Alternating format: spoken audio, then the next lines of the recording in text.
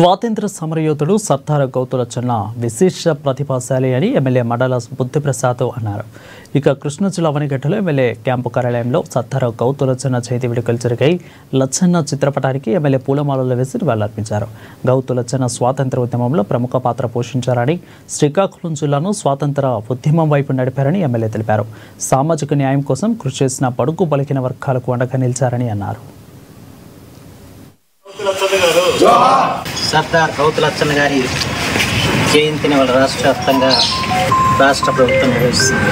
శ్రీకాకుళం జిల్లాలో జన్మించి వెనుకబడిన గౌడ సామాజిక వర్గంలో జన్మించి వారు చిరనాటిన స్వాతంత్ర సమరంలో ప్రముఖమైన పాత్ర నిర్వర్తించి శ్రీకాకుళం జిల్లాని జాతీయోద్యమం వైపు నడిపించిన మహోన్నత వ్యక్తి గౌతులచ్చన్న గారు.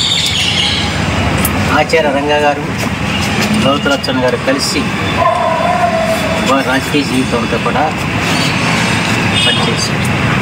స్వాతంత్రం సాధించిన తర్వాత రాష్ట్ర అభివృద్ధి కోసం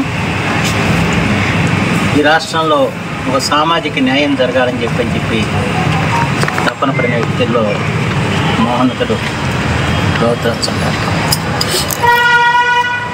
ఆయన ఆంధ్ర రాష్ట్రం ఏర్పడేటప్పుడు మంత్రివర్యులుగా పనిచేశారు. ఆ తదనంతర కాలంలో